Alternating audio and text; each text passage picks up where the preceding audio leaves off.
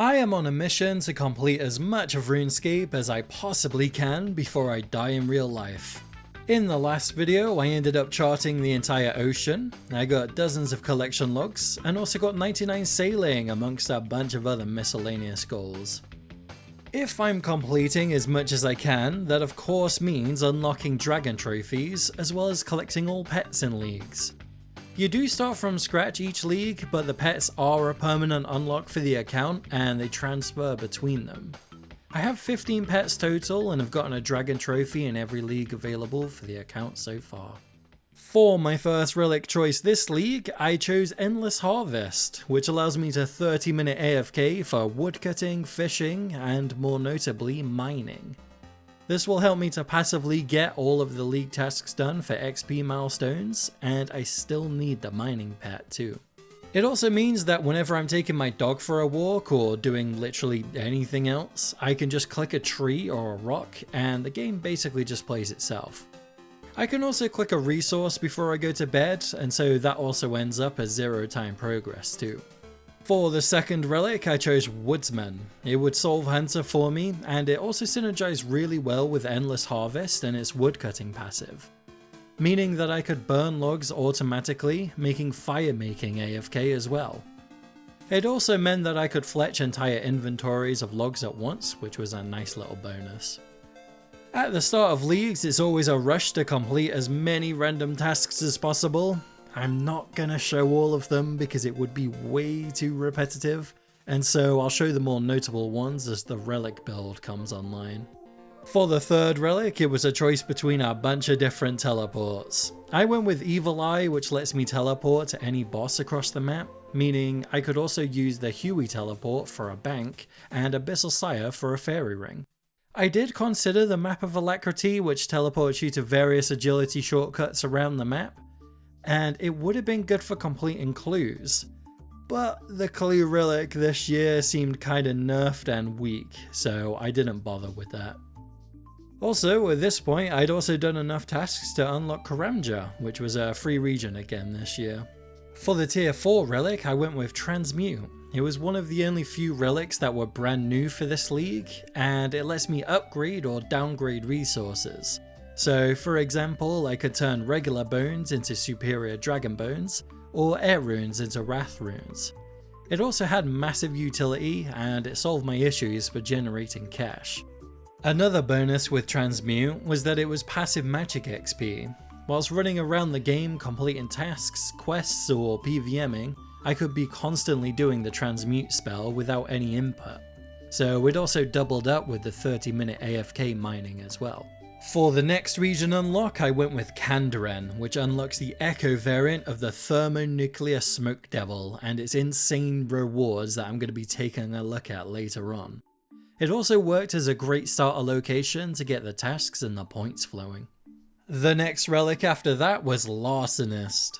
It's another one that turned a skill totally AFK, being thieving. It gave me even more GP, and it also multiplied all loot gained by 10 times. Meaning, if I stole a clue scroll, I'd instead steal 10. But the main reason I chose this was to complete crafting and smithing within a couple of hours in a region that I'd be picking a few days later. For tier 5, I went with Culling Spree. This was the Slayer relic this year, and it was essentially a massive DPS buff as I'd have all of the bonuses of a Slayer helmet without having to wear one. I'd also be able to choose my Slayer task from a small selection of options, which would end up being super useful for my pet hunting down the line.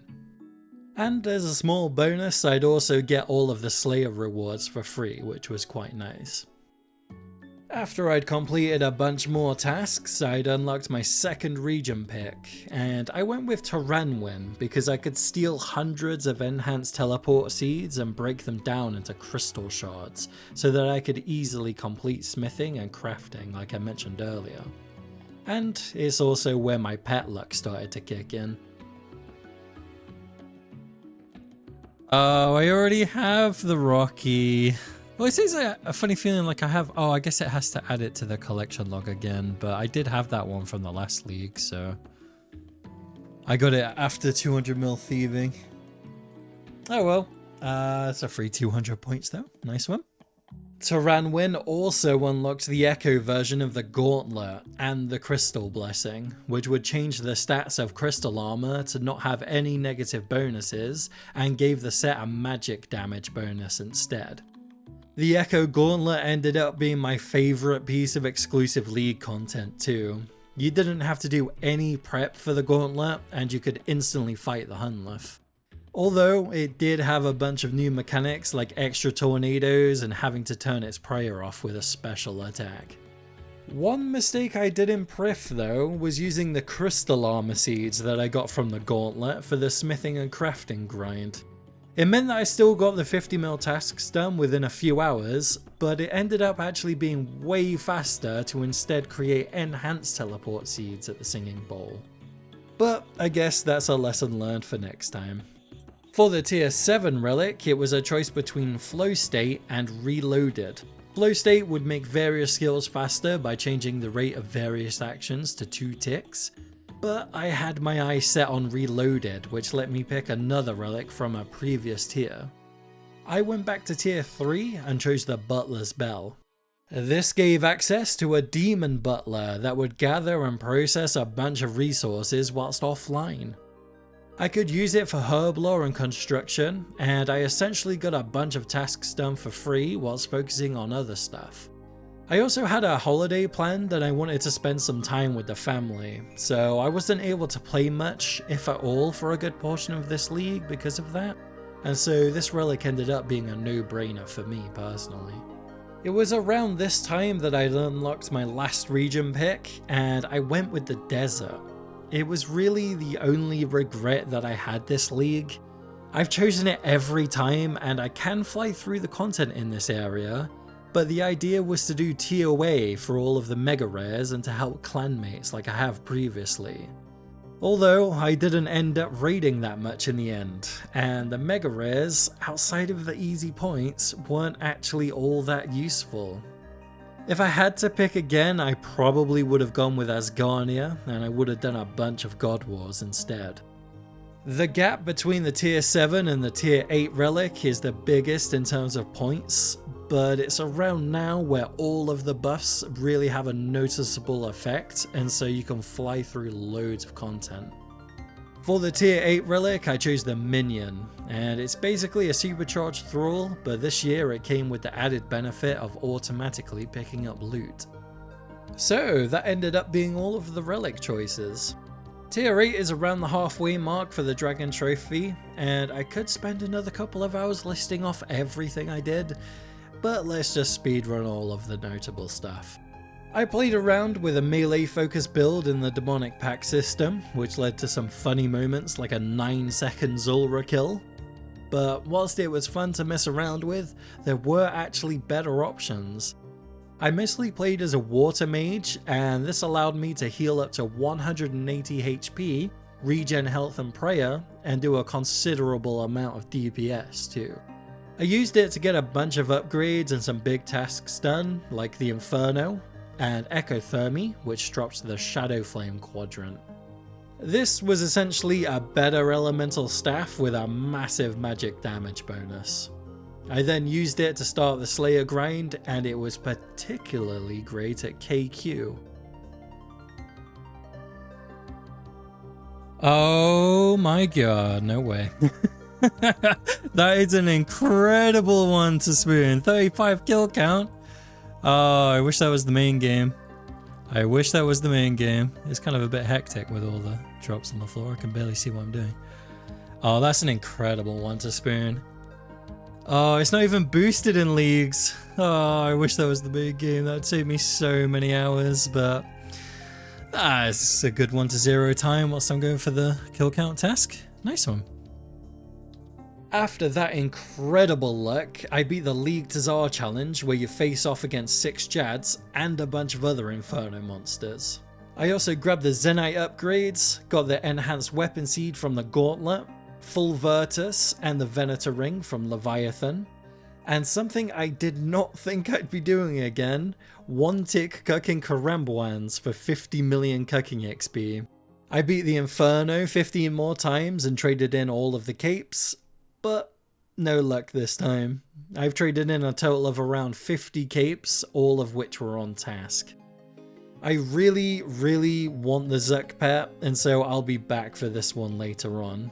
And whilst I didn't get lucky in the Inferno, I did get some RNG elsewhere. Oh, I don't know why, for some reason I'm not recording. I just got the pet, gone into the rift at 82 rune crafting. Literally, I've only been here for like a couple of hours. I've done, I think it was like 160 pulls, which is crazy because again, it's not boosted. Like the amount of points you get are boosted, but the drop rate itself is not boosted. So the fact that I pulled this on 160 and in the main game I'm on like over 4,000. I mean, I'm glad to get it out of the way, don't get me wrong, but man, I wish I had some of this pet RNG in the main game, my god. Now I guess I just have to knock out the 99, I don't have to stay here afterwards, which is nice. I'd completed some more skilling goals around this time too. I finished off 200 million mining XP, which if you didn't know, after hitting 200 million XP in certain skills, you get a 15 times pet drop multiplier for that skill. Meaning I could surely get the rock golem for completely free whenever I'm AFKing. The few raids that I did with a clan member pushed the tasks and the point numbers up quite a lot. I think every raid we did we got a purple and I got a different unique each time. This pushed me very close to dragon rank, and so I didn't really need to go for a mega rare at TOA. I could just do a bunch of easier tasks and some clues to finish off the trophy. So yeah, another dragon rank completed. And now it's time to pet hunt. The first place I went to was a Moxliatl. One thing I didn't mention about the build that I was running is thorns. Anytime a boss damaged me, I damage it back. So standing on a tile that damages me here instantly nukes the boss, and I can heal back up a bit passively as well. Okay, there we go. Finally got the next pet. Moxie at 1315. I was mega AFK watching some YouTube, so not sure where I'm going to go next. I think maybe Leviathan. I think that would be a good one to do, especially on a Slayer task as well. So probably going to go there next. For the next pet, I instead decided to see where the Slayer Master would send me. I did 200 more Leviathan KC without any luck, and then I was sent to Thermi. Okay, well there's there's the next one, the Smoke Devil. Got a Moxliatl yesterday. I have to rush to go around and to like turn all of my fans off because we got a UK heatwave at the moment. But there's the next one. I did say I'd do Leviathan next, but it was a little bit slow. I think I might return there. I think I gotta have a look at the list and go down it and see what would be quicker because I want to try and get as many as possible. As I mentioned before, the 200 million mining grind unlocked that extra pet drop multiplier as well. Okay, I thought maybe I wouldn't be able to get a recording of this one because it's such an AFK one. I was going to do this overnight and everything, but I was just at my PC and managed to get it. Hell yeah, hell yeah. I don't think there's many more AFK ones. I might have to do a little bit of research, but that's a real nice one to have. I did try Leviathan again. I got hundreds more KC, and I even finished off the Soul Reaper axe for a bonus task completion. But I just wasn't getting any luck, and the Slayer Master was taunting me by offering me Inferno tasks. And because of the Slayer relic I had, I could choose to do 200 Infernos as a task, and so I thought, you know what? I will. I did end up trading in so many capes though, and so I'm just gonna speedrun through a whole bunch of them. Okay, 10 more capes to trade in. One more left, come on, please. Please. Oh my god. Okay, that last one was a little bit of a disaster because my dog was jumping all over me, my dog Leo. And never lucky. Let's go get another 10 capes. Oh my god. Okay, 10 more capes. Hopefully we can get lucky.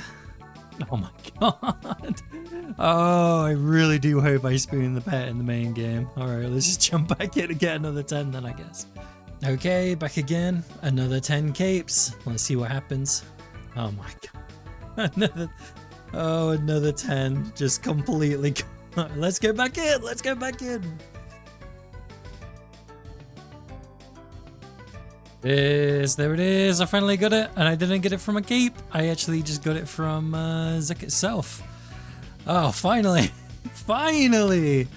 Finally. Okay, I might as well trade in these last couple of capes just to see if I can get the back-to-back exchange. Wait, what?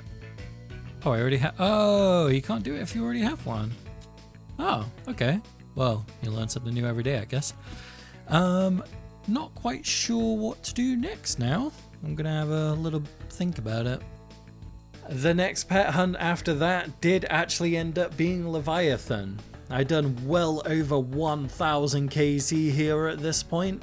I don't think my build was the best for this one, but it was still kinda chill, and I could turn my brain off after all of those inferno runs. Oh, thank god. Thank god. I didn't want to stay here much longer. Get me out, get me out, get me out. Oh, thank god.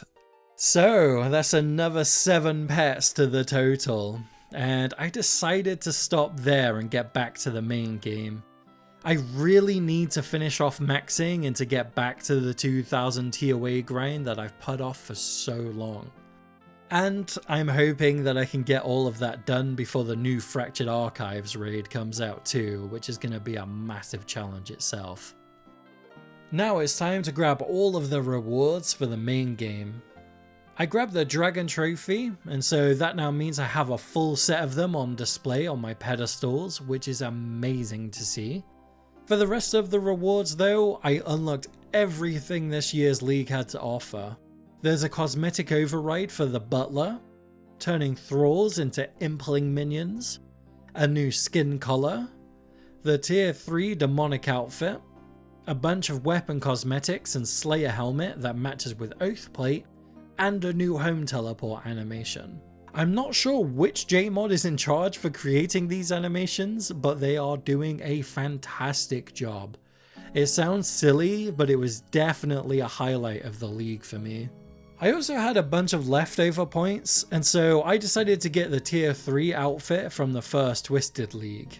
Putting this on the outfit stand I already had built unlocks a new emote, which is quite nice, and it's another completionist task completed. So that's League's finished for another year. I'm going to go a little bit off script here. If you're watching this video right now, then you're a real one. There's a lot of people that just jump in and out of the series and just watch the grind that they're interested in.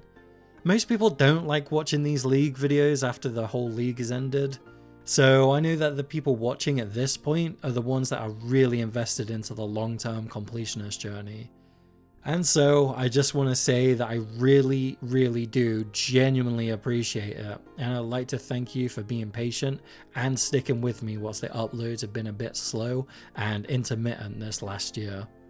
That should all be resolved now though, and I'm going to be pumping out a lot of content now. Speaking of which, the next video is going to be me getting 99 Slayer, a ton of collection log slots, maybe some new pets, as well as maxing. It's going to be a great one. And if it's not ready yet, I'll link to my new series, the RuneScape Library. I'd also like to thank all of my channel members. For the supporter tier, Kyle Henry, Scooter McGavin, Tom, Siotos, and Henrik the Epic. And at the benefactor tier, Crimson and Dustus.